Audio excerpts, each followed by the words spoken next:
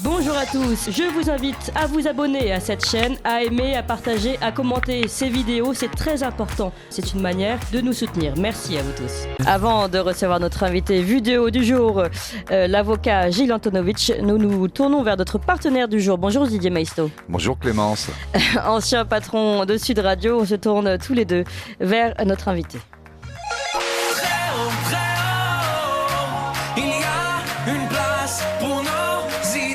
Vue de haut. Vous l'avez peut-être vu d'ailleurs, cet épisode, mardi dernier. France 2 a diffusé le premier volet, enfin même 2 volets d'un documentaire qui revient sur l'affaire d'Outreau, 20 ans après. Une affaire qui reste dans la mémoire collective comme l'un des plus grands naufrages. Alors on dit souvent le plus grand naufrage judiciaire. Notre invité va nous parler d'un naufrage plus général de notre société. Je vous propose d'écouter un extrait de l'annonce de France 2. À Outreau, près de Boulogne-sur-Mer, une affaire de pédophilie. Des commerçants et des notables. Un véritable réseau, tous mis en bloc. Dis-moi, qu'est-ce que tu peux dire de ce qui s'est passé à la maison ? Elle, c'est Myriam Badawi, ma maman, Thierry Delay, mon père. Et là, c'est moi, 6 ans en 2000 à l'époque des faits. Vous êtes mis en examen pour viol et complicité de viol sur mineurs de moins de 15 ans.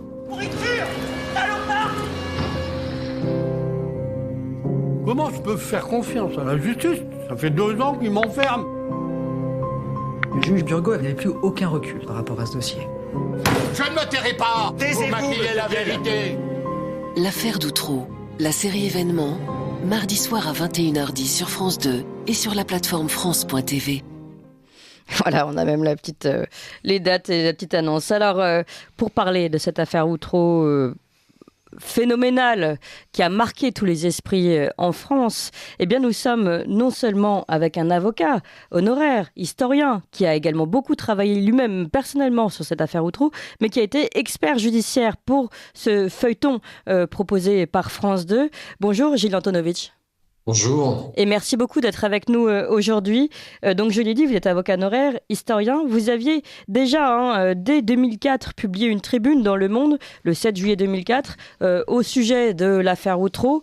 C'était à l'époque du premier procès, celui de Saint-Omer, une tribune intitulée « Outreau, le fiasco médiatique ». Et je vais citer le début de votre billet. « Supprimons les cours d'assises et remplaçons-les par un tribunal de journalistes. Telle est à l'évidence la leçon du récent procès d'Outreau ». On voit le ton. Vous aviez ensuite travaillé sur cette affaire. Vous allez nous expliquer dans quelles circonstances est publié un premier livre, La faiblesse des hommes, histoire raisonnable de l'affaire d'Outreau, qui est sorti en 2013 aux éditions Max Milo. Et voilà que donc au printemps 2021, c'est la société de production chargée de réaliser pour France 2 cette série documentaire sur Outreau 20 ans après, qui a sollicité votre collaboration. Vous vous êtes remis dans cette affaire et en avez publié un nouveau livre, Outreau, l'histoire d'un massacre, aux éditions Max Milo. Gilles Antonovitch, première question. J'imagine que vous avez suivi tout ça de très près, la réalisation de ce documentaire. Que pensez-vous du final ?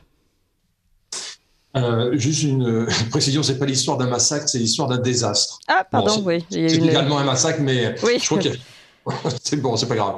Vous me demandez ce que je pense du documentaire ? Oui, tout à fait, oui. Je pense que sur la forme, c'est formidable, c'est très original. Oui, tout à fait. Voilà, ça m'a fait penser au film de Lars von Trier, Dogville. Je trouve ça vraiment très, très, très bien fait. Maintenant, sur le fond, bon, c'est un documentaire. Donc, un documentaire, si vous voulez, ça a ses limites de genre. Oui. C'est-à-dire que vous êtes contraint par la durée, par une dramatisation nécessaire, par la nécessité de vous focaliser sur certains personnages. Et puis des choix éditoriaux, oui. Il y a des choix à faire. Bon, vous ne pouvez pas faire autrement. C'est ça qui est formidable dans le livre, finalement, parce qu'on s'inquiète souvent sur le devenir du livre, mais le livre, il demeure quand même irremplaçable. Parce qu'il n'y a que le livre qui peut vous permettre de rentrer dans tous les détails, et visiter tous les coins, tous les recoins d'une affaire. Et justement, moi qui ai regardé, alors pas la série documentaire de France 2, mais les premiers épisodes, et puis qui ai pu lire en comparaison votre livre qui suit la même chronologie, finalement on voit tout de suite, on va dire les failles, mais comme vous l'avez dit, c'est peut-être lié tout simplement au modèle de la série. Oui.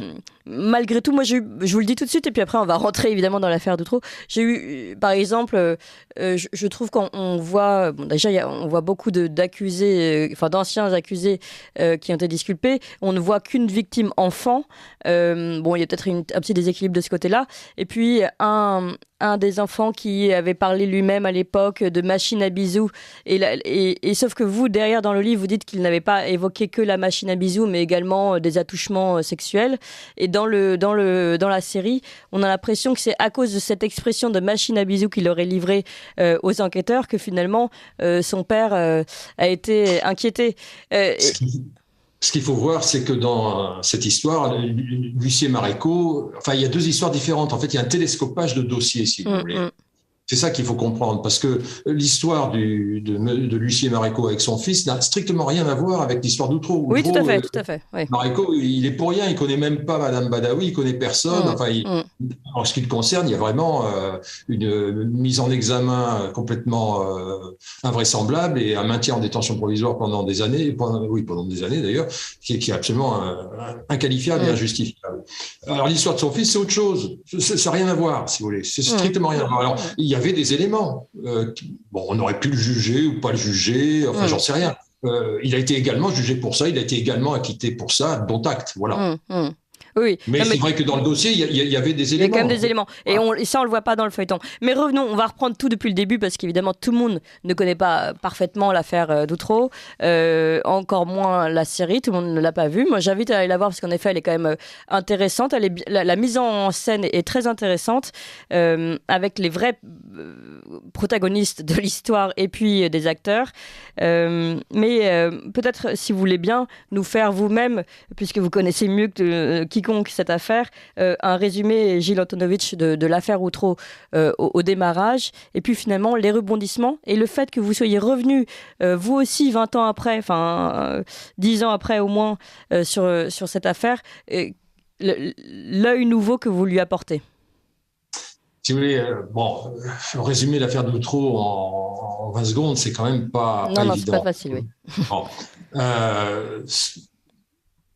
Je présuppose qu'un certain nombre de vos auditeurs ont quand même vu le documentaire ou iront le voir, puisqu'on peut le voir pendant 4 mois sur la plateforme de France 2. Moi, ce que je voudrais dire, parce qu'on n'a pas beaucoup de temps, et c'est ça qui est important, c'est que il n'y a pas d'un côté très innocent et d'un autre côté des enfants menteurs. Voilà. Parce qu'on a voulu résumer un petit peu Outreau à ça, et évidemment à la responsabilité du juge Bourgault. Oui. Ce que je voudrais dire, c'est que les enfants n'ont rien inventé, qu'ils ne sont pas des menteurs, et que dire cela paradoxalement, cela ne remet nullement en cause l'innocence des personnes qui ont été acquittées. Alors, pour comprendre ce paradoxe, il faut s'intéresser au personnage principal, l'un des personnages principaux, et à mon avis le principal de l'affaire d'Outreau, c'est la cassette pornographique. C'est les cassettes vidéo qui étaient au domicile de la famille Delay. Oui, ils en avaient partout, c'est ce que vous dites dans votre livre. Ils en avaient partout. Alors voilà, quand il y a eu une perquisition, puisque donc, pour les gens qui ne connaîtraient pas, il y a eu des révélations qui ont été faites par des enfants concernant leurs parents au départ. Donc il y a une perquisition au domicile des Delay, Thierry Delay et sa femme Myriam Badawi, et il y avait 300 cassettes.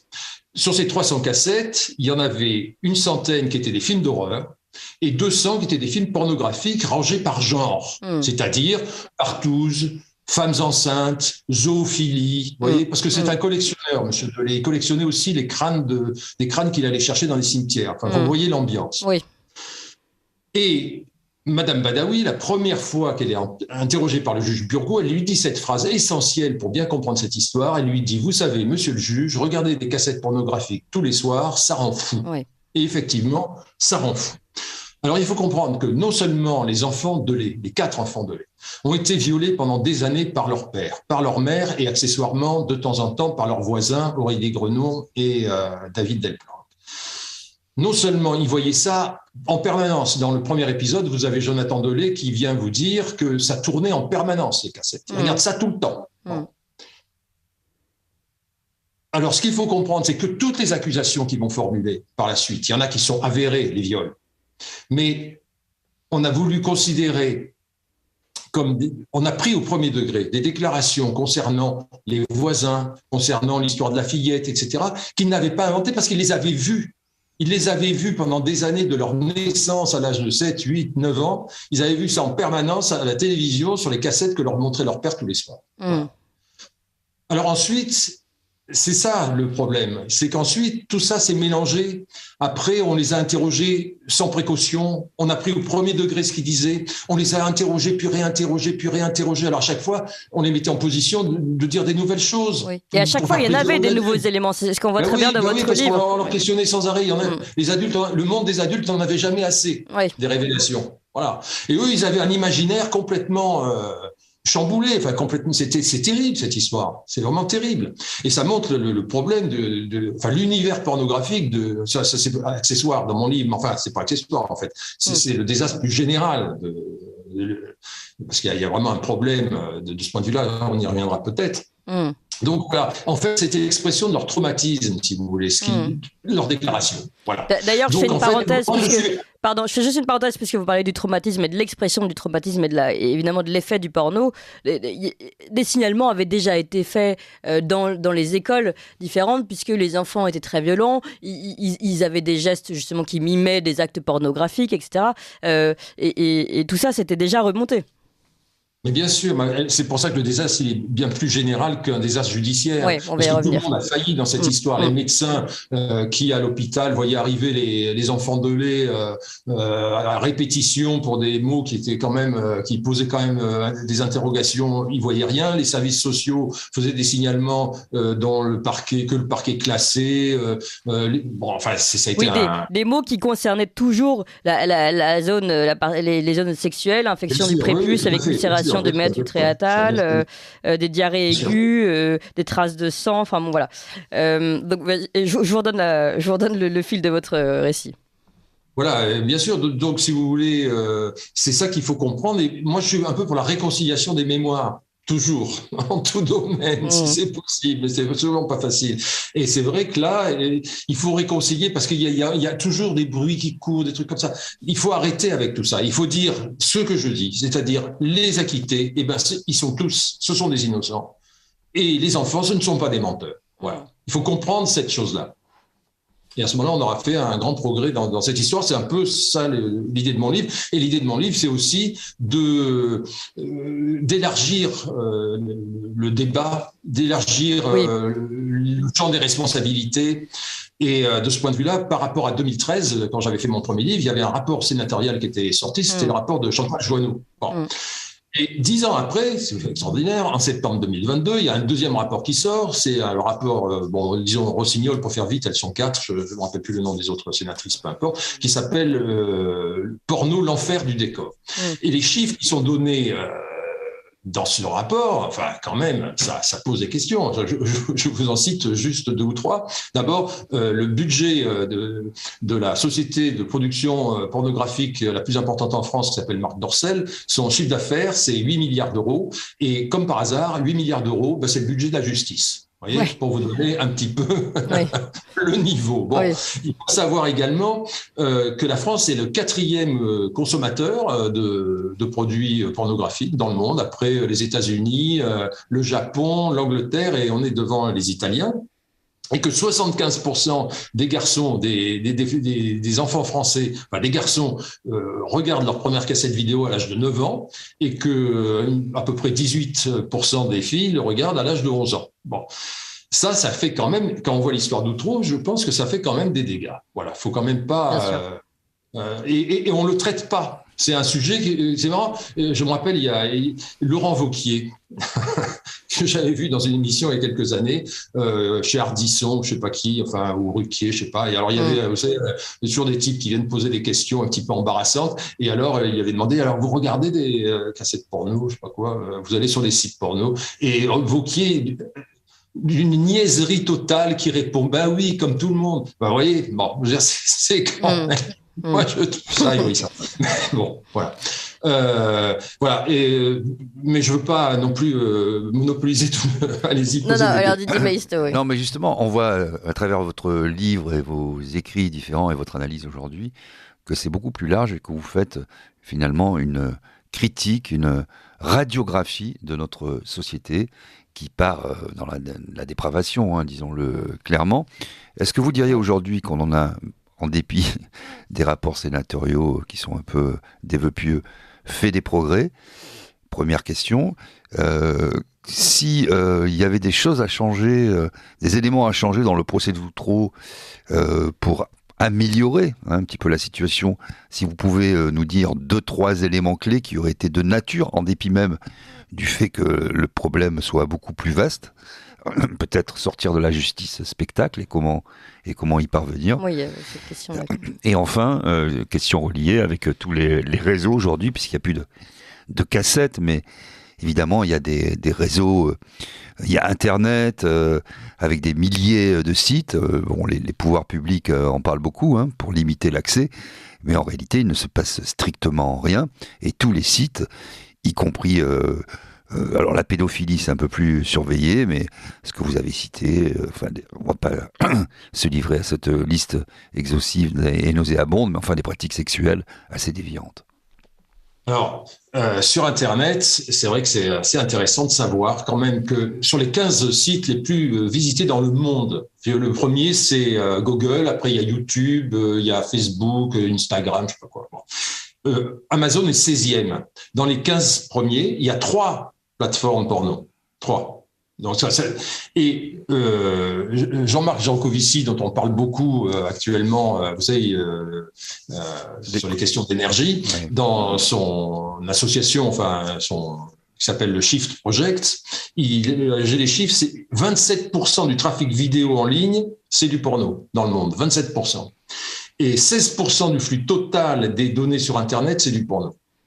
Et ça fait 5% ça représente 5% du total des émissions de gaz à effet de serre. Voilà. Vous voyez un peu le niveau que ça a pris. C'est absolument ahurissant. Donc ça, c'est vrai que depuis le rapport Joanneau en 2013, le rapport qu'on a eu en 2022, etc., on n'a pas fait beaucoup de progrès. Et je dirais même que c'est pire, puisqu'effectivement, les moyens d'accès, comme vous venez de le dire, sont multipliés, sont de plus en plus faciles, etc. Bon, voilà. Ça, c'est sur cet aspect-là. Sur l'aspect judiciaire, parce que quand même, il faut quand même parler de ça, il y a une réforme à faire. Dont on ne parle curieusement jamais. Quand il y a eu la commission parlementaire sur l'affaire d'Outreau, la commission avait préconisé la collégialité des juges d'instruction pour qu'il y ait des regards croisés, etc. Moi, je pense que c'est une très mauvaise idée parce que de toute façon, c'est pas une très mauvaise idée, mais c'est pas une bonne idée parce qu'il y a peu de moyens humains, c'est pas la peine de les mettre là. Et on sait très bien que très souvent, dans collégialité, il y en a un qui travaille et deux qui regardent, quoi. Bon. La réforme qu'il faut faire, c'est introduire le parquet dans l'instruction.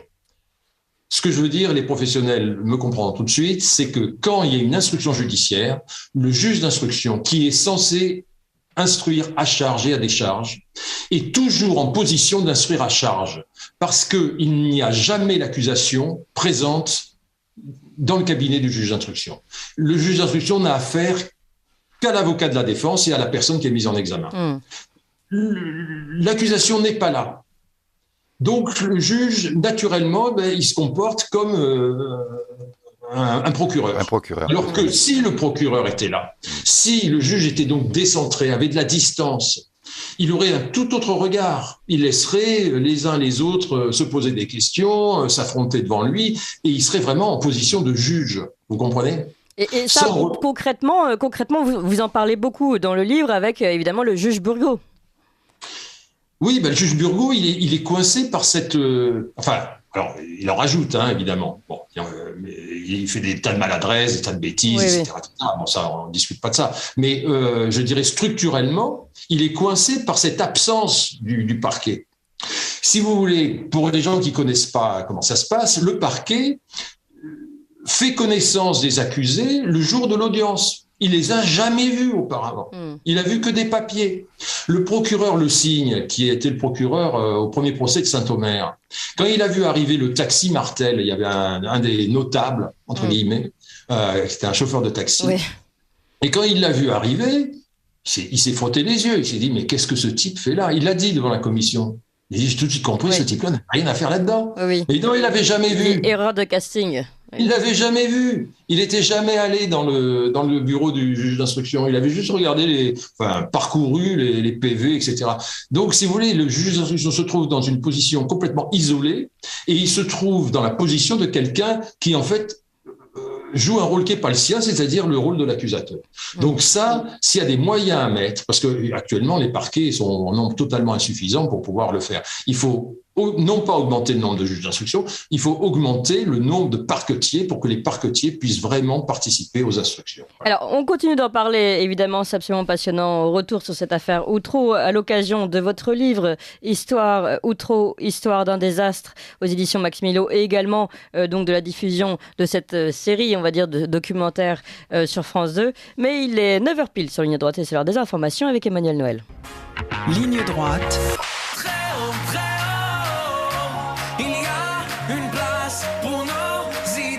Vue de haut. Et nous parlons toujours de cette affaire Outreau à l'occasion, vous l'avez peut-être vu, de ce documentaire diffusé en plusieurs volets sur France 2. Ça a commencé mardi dernier, puis le deuxième volet, la deuxième série de documentaires sera diffusée le 23 janvier. Eh bien, l'expert judiciaire de cette série est notre invité, Gilles Antonovitch, qui est également avocat, honoraire, historien et auteur notamment de ce livre Outreau, l'histoire d'un désastre aux éditions Max Milo. Il y avait déjà eu un premier livre chez Max Milo intitulé La faiblesse des hommes, histoire raisonnable de l'affaire d'Outreau, et c'est toujours aux éditions Max Milo, comme je le disais. Je voulais vous poser une question, Gilles Antonovitch, avant de reprendre en effet la critique finalement générale des défaillances de l'affaire Outreau, puisque vous le dites bien dans votre livre, hein. Je peux d'ailleurs citer un extrait. Vous dites ce n'est pas seulement un dysfonctionnement général du monde judiciaire, c'est le dysfonctionnement qui est également politique, médiatique, policier, éducatif, social, médical et plus encore culturel et moral. Outreau, dites-vous, est le terrible miroir d'une réalité effrayante, celle d'une société s'abîmant dans la vulgarité la plus noire, où l'accablante médiocrité des hommes s'exprime du haut en bas de l'échelle sociale dans les classes populaires comme au sein des élites. Ainsi, Outreau est-il une manifestation du mal français? Donc évidemment, il faut qu'on reparle ensemble de ce mal français, mais pour revenir sur cette affaire finalement que vous avez suivie avec ces rebondissements, est-ce que vous considérez aujourd'hui, donc on a 12 enfants victimes, 4 adultes reconnus coupables, 13 acquittés, mais acquittés au bout de 3 ans. D'ailleurs, dans les enfants reconnus comme victimes, il y a des enfants d'adultes qui, eux, ont été acquittés. Est-ce que pour vous, justice a été faite aujourd'hui? Ou est-ce qu'il vous reste encore des doutes? Alors, ce qu'il faut comprendre, c'est qu'on a un parquet, je parlais du parquet tout à l'heure, qui est d'une pusillanimité totale, qui est un parquet froussard, qui n'a pas osé faire appel du premier verdict rendu à Saint-Omer. De ce fait, on n'a pas tout rejugé. Et on n'a rejugé que les personnes qui avaient été condamnées et qui, eux, avaient fait appel à bon droit. Bon. Ouais. Donc, du coup, les 12 enfants victimes du départ, ils sont devenus victimes pour toujours, parce que le parquet n'ayant pas fait appel du verdict, ayant frappé Myriam Badawi, Thierry Delay, Delplanque, Grenon, eh bien, ils étaient 12, ils sont restés 12. Mais en appel, il y a notamment un enfant qui n'est pas un enfant de lait, hein, parce qu'il faut aussi distinguer les enfants de lait des autres, parce que les autres, bon, ils sont... Je précise la famille de lait, donc pour ceux qui seraient un petit peu loin de l'affaire d'Outreau, c'est là donc les 4 premiers enfants. Voilà, c'est les 4 premiers enfants, si vous voulez, voilà, victimes de leurs parents, bon, c'est avéré. Également les 2 enfants du couple Delplanque-Grenon, chose, bon, d'accord. Et puis après, il y a les autres qui sont venus un petit peu, je dirais, c'était peut-être pour certains, enfin, peut-être un peu influencés, etc. Et notamment un, bon, voilà, peut-être je pense, qui avait accusé l'abbé Vielle. Oui. Et en en appel, l'abbé Viel a été innocenté, et donc cet enfant a dit d'ailleurs, a reconnu qu'il avait raconté ça et que c'était pas vrai. Bon, voilà. Cet enfant, il fait partie des victimes toujours aujourd'hui, parce qu'il était au nombre des 12 qui avaient été. Oui, donc ça donne un verdict incohérent. On peut imaginer qu'en appel, il n'aurait pas été considéré comme une victime. C'est ça qui a nourri plein de rumeurs, parce qu'il y a plein de rumeurs qui ont circulé. Moi, je le sais, à l'époque, dans le couloir du palais de justice, on racontait n'importe quoi. D'ailleurs, c'est pour ça que je me suis intéressé au truc, parce que cette affaire, parce que moi, je comprenais rien, cette affaire. Je comprenais rien. Je voyais 12 enfants, il y avait 4 coupables. C'était vraiment... Voilà. Bon. Et ça vient du fait que le parquet n'a pas fait appel du premier procès et qu'on n'a pas rejugé tout le monde. C'est vrai que si on avait rejugé tout le monde, il est très vraisemblable, je mets les précautions nécessaires. Il y aurait eu moins de victimes. Il est vraisemblable que le verdict final n'aurait peut-être pas été tout à fait le même. Il y aurait eu moins de victimes, mais vous pensez que ce serait vraisemblable également, on reste sur les guillemets et les conditionnels, qu'on aurait peut-être pu trouver de nouveaux coupables, par exemple ? Alors, de ce côté-là, je pense que vous pensez à notamment une personne qui a continué à avoir des ennuis avec la justice. Alors effectivement, cette personne, on ne la voit pas dans le documentaire. C'est le couple Lavier, qui effectivement a eu par la suite des ennuis judiciaires, qui continue d'ailleurs à en avoir, puisque je crois savoir que Monsieur Lavier doit être encore jugé prochainement par le tribunal correctionnel de Boulogne pour des agressions qu'il aurait commises sur l'une de ses filles. Alors effectivement, ça pose question, voilà. Mais ça, alors c'est un cas. Il y a ce cas-là qui effectivement. Et les déclarations étaient relativement fortes. Voilà. Pour rester dans le mal français, si on regarde rapidement 2 chiffres, 160 000 personnes sont victimes d'inceste. En tout cas, ce sont les cas enregistrés. Ça veut certainement dire qu'il y en a plus. Et presque 6,7 millions de personnes en France déclarent avoir été victimes d'inceste.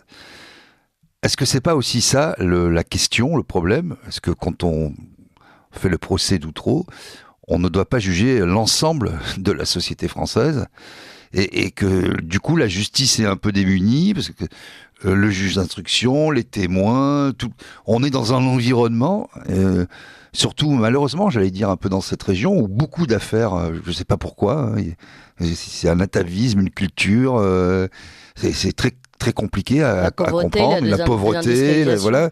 Mais en réalité, pas que la pauvreté, puisqu'on voit que ça touche tous les milieux, absolument tous les milieux. Est-ce que c'est pas ça aussi le problème ? C'est tellement dans les mœurs, malheureusement, tellement ancré dans la société française, 6,7 millions de personnes victimes d'inceste. Vous vous rendez compte ? Je ne pense pas qu'il y ait 6,7 millions de victimes d'inceste. Avoir déclaré un jour être victime d'inceste. Ça, c'est les chiffres officiels. Bon. Et 120 000, quel que soit le chiffre, de toute façon, c'est énorme. Et 160 000, en tout cas, ça, ce sont les chiffres de la Civis enregistrés chaque année. Voilà. D'accord. Bon, alors ce qu'il faut voir, c'est que c'est quelque chose qui remonte loin. Il y a un livre d'André Gide qui s'appelle Souvenirs de cour d'assises. Il était juré en 1910, je crois, de mémoire, et il raconte son expérience de juré de cour d'assises. Il ne juge que des affaires comme ça. Voilà. Donc c'est quelque chose qui vient de très loin. Et d'ailleurs, vous dites, pardon, dans votre livre, oui, c'est ça, vous le dites, le juge Bourgault, il avait déjà eu affaire à des affaires, même pour lui, c'était assez classique finalement. Bien sûr. Et ça, sur 160, il en avait 47, quoi, quand il arrive. Ça a contribué largement à fausser son jugement. Ce qu'il faut savoir, c'est qu'à Saint-Omer, 70% des dossiers devant la cour d'assises, c'est des dossiers de viol. 70%. Alors la moyenne nationale, ça doit être 35%. Donc c'est vrai qu'il y a une surreprésentation dans ce coin-là et dans quelques autres endroits. Donc c'est tout à fait considérable. Alors ça a entraîné une réforme d'ailleurs de la justice, puisque maintenant il y a des tribunaux départementaux criminels, pour évacuer tous les crimes qui sont punis de moins de 20 années de réclusion. Maintenant, ça passe plus dans la cour d'assises, ça passe devant un tribunal départemental composé uniquement de magistrats. Pourquoi on a fait ça ? C'est pour désengorger les cours d'assises de tous ces dossiers. Voilà. Donc, alors c'est vrai que ça porte un coup aussi à la justice populaire, je dirais, hein, enfin à nos traditions judiciaires. C'est vraiment regrettable, je pense. Mais ceci explique cela. Donc effectivement, il y a un symptôme là qui est quand même qui pousse à question, qui pousse à interrogation. Il faut faire quelque chose. Alors, dans le rapport là, du Sénat, il y a quelques propositions, notamment sur l'accès à Internet, où il faudrait que les gens donnent leur carte d'identité, etc., etc. Enfin, je sais pas comment ça va. Mais là aussi, il y a des lobbies qui s'opposent. Enfin, je sais pas comment ça. Enfin, pour le moment, en tout cas, on voit pas le début d'un progrès quelconque. Voilà. Alors, si on revient sur la série des dysfonctionnements, parce que vous le dites bien dans votre livre, ce n'est pas qu'un dysfonctionnement judiciaire, mais bien de l'ensemble des échelons de la société française, que ce soit culturel, moral, éducatif, policier, médiatique, etc. Alors, médiatique, vous l'avez mais vous vraiment souligné, notamment avec votre première tribune. On peut commencer par ces volets-là, et ensuite aller voir les autres. Alors, les médias, ça a été... Enfin bon, vous connaissez ça mieux que moi. Donc, mais justement, il faut le dire. C'est une phrase de Nietzsche, l'actualité, c'est une fausse alerte permanente. C'est vraiment ça, quoi. C'est incroyable la façon dont les médias ont agi. Je prends un seul exemple. La presse a relayé le fait qu'il y avait donc les Legrand, les Daniel Legrand qui dormait dans sa voiture, qui n'avait pas un centime, qui était vraiment un type qui vivait dans la misère, qu'il était le prospère propriétaire d'un sex shop à Ostende. Et ça, je ne sais pas qui c'est qui l'a écrit le premier, que son sex shop était à Ostende. Ça a été repris par tous les journaux, même la presse. Alors, c'est l'histoire des sources, parce qu'on a toujours une source. Le source, c'est le précédent. Le source, c'est toujours le précédent. Moi, dans pas mal de mes livres, je me suis amusé à remonter les sources et quand au bout de l'écheveau, il y avait plus rien, il y avait personne. Ouais. Bon, voilà. Et ben, Ostende, vous pouvez prendre le dossier d'Outreau. Vous savez, maintenant, c'est facile puisque c'est numérisé, donc vous avez qu'à taper Ostende. Il n'y a aucune occurrence Ostende qui sort. Le nom d'Ostende n'existe pas dans le dossier d'Outreau. C'est une création de la presse. Vous voyez ? Alors, il y en a eu d'autres, des trucs comme ça. On a trouvé un autre Daniel Legrand parce que il s'appelait pas Legrand, mais il était grand. Enfin bon, on a eu droit à tout. Mais ça, dans le documentaire, c'est bien fait, c'est bien montré. Il y a un type de la Voix du Nord. Voilà, qui vient expliquer, il est obligé à matin, midi et soir, de sortir de la copie, quoi. Enfin, on lui demande des sujets, il faut qu'il y raconte quelque chose. Enfin, et puis, alors, il y a eu l'histoire, évidemment, de la fillette qui aurait été assassinée. Alors là, ça a été un espèce d'embrasement. Et puis, l'histoire des notables, c'est notable. C'est ce mot qu'on avait déjà utilisé dans l'affaire de Bruay-en-Artois. Alors, Bruay-en-Artois, c'était un notaire, quand même. Là, comme notable, je veux dire, on a effectivement on a un huissier qui est un chauffeur de taxi qui a le malheur de jouer au golf. Voilà. Il aurait joué à la belote, ça aurait été mieux. Oui, et puis ce sont pas forcément des réseaux organisés. Mais bien sûr que non. Ce sont des rencontres, des opportunités, et finalement ce mal français qui se propage comme ça, par voisinage, par opportunité, le taxi, le postier, le notaire puisqu'on le connaît, le voisin. Et c'est comme ça que se crée finalement cette espèce de réseau qui n'en est pas un. Oui, non, il n'y a pas de réseau. Il n'y a aucun réseau, comme il n'y avait pas de réseau dans l'affaire Dutroux en Belgique, il n'y a pas de réseau.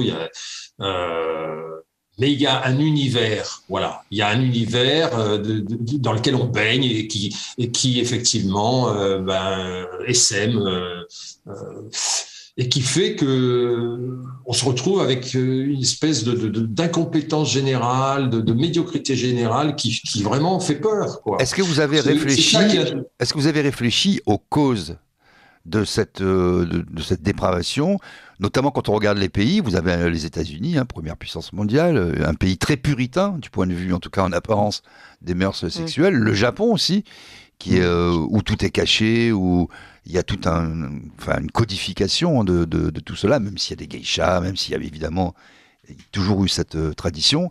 Et puis le Royaume-Uni et nous dans le quatuor. Est-ce que vous avez réfléchi aux causes? Est-ce qu'elles sont politiques, sociétales, médiatiques? C'est compliqué à comprendre, ça, à analyser. Écoutez, ça, j'en sais rien. Ça, c'est hors de mon domaine de compétences. Moi, ça, je ne peux pas savoir. Je ne peux pas vous dire. Je pense que ça correspond à une misère sexuelle qui est vraiment très commune, j'imagine. Mais enfin, il ne faut pas non plus se focaliser uniquement sur cet aspect-là, parce que l'incompétence, si vous voulez, en l'occurrence dans l'affaire d'Outreau, des médecins, des experts psychologues. J'aimerais bien qu'on y aille justement. Il y a quand même, il y a de quoi dire. Oui, mais justement, parce que on le voit, vous l'expliquez très bien dans votre livre. Il y a des problèmes de signalement. Alors, il y a eu des signalements, mais qui visiblement n'ont rien donné. Pour revenir sur les enfants de lait qui ont été violés, l'école le remarque, ensuite les familles d'accueil le remarquent, et il faut combien de temps avant que quand même ces signalements-là remontent, et donc là on voit qu'il y a un problème au niveau de l'école, au niveau du social, et même au niveau du médical, puisqu'ils vont à l'hôpital régulièrement. Oui, c'est ce qui est terrible, c'est cette espèce de... Chacun reste dans son domaine de compétences. Dès qu'on a transmis l'information, on estime être quitte. Vous voyez ? Il y a des travailleurs sociaux, souvent ils disent, dans le dossier, je pouvais entendre que le parquet n'est pas la même appréciation que moi. Je pouvais entendre. Ils pouvaient entendre des tas de choses. Mais une fois qu'ils avaient fait leur boulot, qu'ils avaient transmis le truc, ils s'en lavaient les mains. Ils ne revenaient pas à la charge. En disant, mais quand même, qu'est-ce que c'est cette histoire ? Enfin, vous classez sans suite. Vous avez vu le livre. Vous avez vu le début. Les comportements des enfants de lait à l'école. Ouais. C'est ahurissant. Bon. Oui, puis les diagnostics, Clémence l'a rappelé, médicaux, qui ne laissaient planer aucun doute sur à l'hôpital. Voilà, le caractère d'agression sexuelle. Quand il y a eu les expertises médicales, les experts judiciaires ont dit qu'ils n'avaient jamais vu des signes cliniques aussi marqués, aussi marquants que sur les enfants d'Outreau, témoignant de viols à répétition, etc., pour des enfants qui avaient quand même entre 4 et 8 ans. Vous voyez, bon. Donc vraiment, non, mais voilà, une espèce de laisser aller, de démission, nous on a fait notre boulot, enfin voilà, le fonctionnaire quoi, j'irai contre les fonctionnaires. Bon, oui.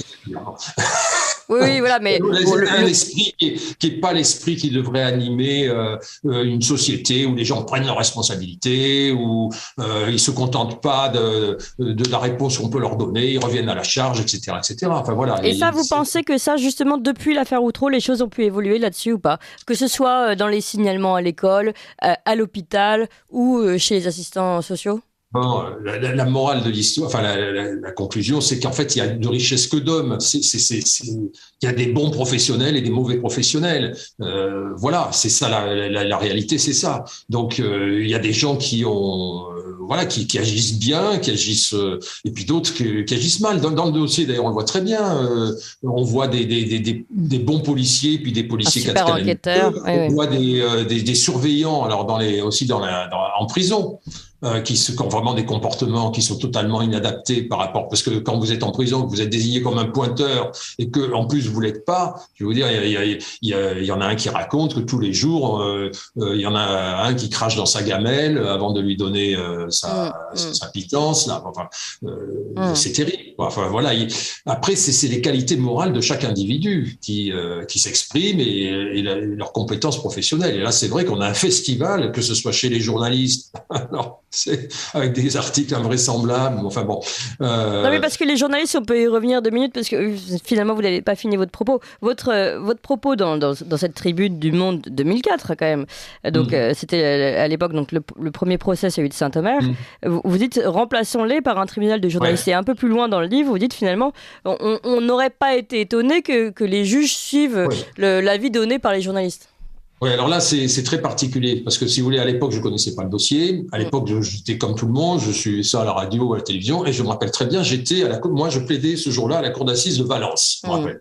Et j'étais à l'hôtel, j'étais rentré tard, et j'avais regardé une émission qui s'appelle Le Droit de Savoir. Je me rappelle même le nom du journaliste, d'ailleurs, c'était Villeneuve. Charles Villeneuve, qui présentait le truc, et c'était la veille du verdict, et le type, il avait rendu le verdict, quoi. C'est ça. Voilà. Mais il était sûr, c'était comme ça, celui-là il est coupable, celui-là il est innocent, machin, etc. Enfin, c'était extraordinaire, quoi.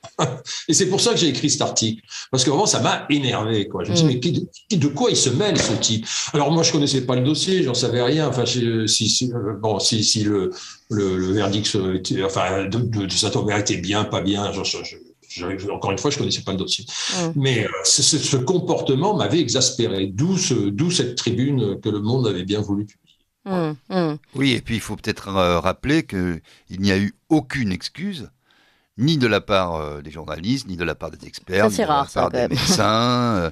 Personne n'a vraiment... il y en a quelques-uns quand même qui ont fait amende honorable, il faut le dire. Pas beaucoup, pas beaucoup. Ouais, mais enfin, je pense à un, parce que c'est genre De Cugis, là, qui avait écrit un article invraisemblable dans Le Point, et qui quand même s'en est excusé devant la commission parlementaire, etc. etc. Il y a aussi autre chose, des gens dont on n'a pas encore parlé, mais on peut en dire un mot quand même, ce sont les experts psychologues et les experts psychiatres dans le monde judiciaire, parce qu'alors là, c'est une misère totale. Et à Outreau, ça a été vraiment... Oui, il y avait la phrase qui restait célèbre, si vous payez les experts comme des femmes de ménage, vous aurez des expertises de femmes de ménage. Qui a été sorti de son contexte, et celui qui l'a prononcé est peut-être et certainement d'ailleurs le seul qui avait essayé de bien travailler, je dois dire, à sa décharge. Mais il y en a un, enfin il y en a plusieurs, mais il y en a un notamment qui s'appelait Serge Raymond, alors je ne sais pas ce qu'il est devenu celui-là, qui en l'espace de une journée, après avoir attendu 6 mois, parce que Burgot, à ce moment-là, il doutait. Vraiment, il avait besoin d'être rassuré, il avait besoin... Oui. Il revient sur les déclarations, on le voit bien dans votre livre, ça. On voit bien qu'il doute. Et donc, il désigne cet expert, qui attend d'abord 5 mois avant d'aller réaliser son expertise, et puis qui, dans la même journée, va expertiser 5 personnes qui sont dans des prisons différentes, situées les unes des autres de plusieurs dizaines de kilomètres. Donc ça montre bien le temps qu'il passait avec chacune. Allez, un quart d'heure. Et dans la foulée, il rédige un rapport. Il y a 3 pages. La première page, c'est le rappel de sa mission. La deuxième page, qui ne fait même pas une page d'ailleurs, c'est la discussion. Et la troisième page, c'est le résumé, les conclusions de la discussion. Voilà, c'est tout. Et bien ce type, quand il a été interrogé par la commission parlementaire, André Valigny, qui était un bon président de cette commission, lui a posé la question de savoir quand même combien de temps il était resté auprès de chacune des personnes qu'il avait expertisées. Et il a répondu cette phrase extraordinaire, 30 ans. Quoi ? 30 ans. Parce que pour moi, un quart d'heure, c'est 30 ans. Compte tenu de mon expérience, eh bien, j'ai vu le type un quart d'heure, c'est comme si j'avais vu pendant 30 ans. C'est ahurissant, quoi. Ahurissant. Voilà. Et ça, c'est vraiment, alors ça, c'est dramatique. Parce que, alors, ça aussi, c'est quand même un progrès d'Outreau. Oui, ça, faut le dire, il y a 2 choses quand même qui ont été issues de cette catastrophe. C'est que le terme de crédibilité a été supprimé des expertises, puisqu'avant on disait il est crédible, et il est crédible, ça voulait dire il dit la vérité. C'est un peu comme ça que les jurés l'entendaient. Et la deuxième chose, ça a été le fait que depuis on filme les interrogatoires, les enregistrements. Ça, c'est si il y avait eu des enregistrements, il n'y aurait pas eu une affaire d'Outreau. Parce que la manière dont Madame Badawi a dénoncé l'huissier, etc., ça aurait été filmé, on aurait bien vu comment ça s'était déroulé. Oui, mais expliquez un peu, peut-être, parce qu'on avait l'impression, d'après ce qu'on lit dans votre livre, que finalement c'était le juge Burgot à chaque fois qui influençait et même qui peut-être donnait des noms à Madame Badawi qui ne faisait que les répéter. Oui, alors lui, il s'en est toujours défendu. Oui. Mais quand on lit le PV de l'interrogatoire, je me rappelle de la date, c'est du 27 août. Oui, elle dit Madame Badawi est bien. seule avec lui, il n'y a même pas son avocat, parce que là aussi, il faudrait que les avocats balayent devant leur porte. Parce qu'ils partent tout le temps, ils ne sont jamais là. Et d'ailleurs, même Madame Badawi le dit, elle dit, mais mon avocat s'en va tout le temps. Oui. Il y a des avocats courants d'air, des avocats absents, des avocats marrons, tout ce qu'on veut. Et puis, il y a des bons avocats aussi, évidemment. Donc, les circonstances la manière dont ce PV est rédigé, on sait que de toute façon, c'est pas possible que ça soit Madame Badawi qui, d'un seul jet, d'un seul trait, ait balancé tout ce qu'elle a dit. Évidemment qu'elle a répondu à des questions. Les questions ne sont pas inscrites. Elle a prononcé des noms. Et alors, il y a cette phrase, un moment, d'ailleurs, dans le documentaire, on le voit bien, il dit... est-ce que le nom de Daniel... Est-ce bien Daniel Legrand ? Il rajoute bien, le mot bien, comme si, effectivement, c'était pas quelque chose... enfin, on en avait déjà parlé auparavant. C'est elle qui dit tout de suite, donc spontanément dans le PV, on la voit qui dit « c'est bien Daniel Legrand », comme si elle répondait à une réponse, sauf qu'on n'a pas la question, et donc et c'est la première fois qu'elle a introduit ce nom. Voilà. Enfin bon, voilà, ça c'est les deux grands progrès. Enfin. Donc le film, enfin les enregistrements. Ouais. Est-ce qu'il y a les enregistrements, c'est extrêmement important. Est-ce qu'il y a un problème aussi de formation des magistrats, des juges d'instruction, notamment, on a bien compris qu'il fallait introduire, selon vous, effectivement, le parquet, pour que l'accusation soit présente et pour pas que ça parte dans des délires et que, effectivement, le juge soit à la fois avocat, juge, journaliste et procureur. Mais est-ce qu'il n'y a pas aussi un problème à la fois de formation, d'affectation aussi sur des dossiers lourds, puisque c'était son premier dossier. Enfin, parmi ses premiers dossiers, il avait 29 ans, ce juge. Oui. Il n'était pas très bien classé, il était 91e de sa promo, sur une promo de 160 et quelques. Bon, il n'était pas mauvais, mais c'était un type moyen, avec une formation moyenne, et qui est tout de suite lancé dans le bain, et qui, sous la pression des journalistes, des télés, des radios, le type a un peu pété les plombs, si vous me passez l'expression. Moi, je le pense. Personnellement, je pense que les systèmes canadiens, anglais sont bien meilleurs pour recruter les juges. Le problème de nos juges, de nos magistrats, souvent, c'est que ce sont des gens dépourvus d'expérience. Ils connaissent pas la vie. Ils sont souvent issus de milieux, de la petite bourgeoisie. Ils n'ont pas d'expérience humaine. Si vous voulez, ils sortent de l'école, ils sont bons élèves, ils passent, tentant les méchants avocats appellent l'école nationale de la magistrature l'école nationale des mules. Vous voyez, c'est pas très gentil, mais il n'y a pas de patte humaine. Ils peuvent pas. Le système canadien, pour faire vite, devient magistrat quelqu'un qui a été pendant une dizaine d'années avocat. Voilà. Et c'est vrai que ça permettrait quand même d'avoir des gens qui ont plus d'expérience. Voilà. Moi, je crois que ce qui leur manque, c'est l'expérience de la vie, tout simplement. Maître Antonovitch, je voudrais vous poser une dernière question sur cette affaire Outreau. Évidemment, on pourrait en parler pendant des heures. Et encore une fois, vraiment, j'invite nos auditeurs qui s'intéressent à cette affaire à aller se procurer votre livre parce que, comme on l'a dit, il est quand même bien plus complet et très nuancé. Il n'y a pas de jugement de valeur, contrairement à beaucoup, quand même, quand on lit les livres. D'ailleurs, vous le dites vous-même en introduction, finalement, c'est soit la parole de l'enfant, soit on a beaucoup de mal à entrer dans ce sujet en nuances. Mais je voudrais revenir sur cette affaire de parole de l'enfant, parce qu'on a beaucoup dit que justement l'affaire Outreau avait décrédibilisé la parole de l'enfant. Qu'en est-il aujourd'hui en justice ? Est-ce que vous pensez que les choses de ce côté-là, de quel côté est le balancier ? Comment on fait aujourd'hui pour accueillir la parole de l'enfant ? Je pense qu'on a fait Outreau incite à la vigilance, bien sûr. Je pense qu'on a fait des progrès de ce point de vue-là. Il y a des dispositifs, Mélanie, tout ça, qui ont été mis en place pour une meilleure formation des policiers, des gendarmes qui sont appelés à interroger les enfants. Je pense qu'effectivement, pour ça, Outreau n'a pas été vain. Souvent, on dit, on aimerait effectivement que ça serve à quelque chose. C'est vrai que ce désastre... Est-ce que ça n'a pas renversé non plus l'équilibre, de la balance dans l'autre sens, avec une méfiance ? Non. Enfin, à une époque, si vous voulez, c'est des mouvements de balancier. Il y a eu l'affaire Dutroux, après l'affaire Dutroux. C'était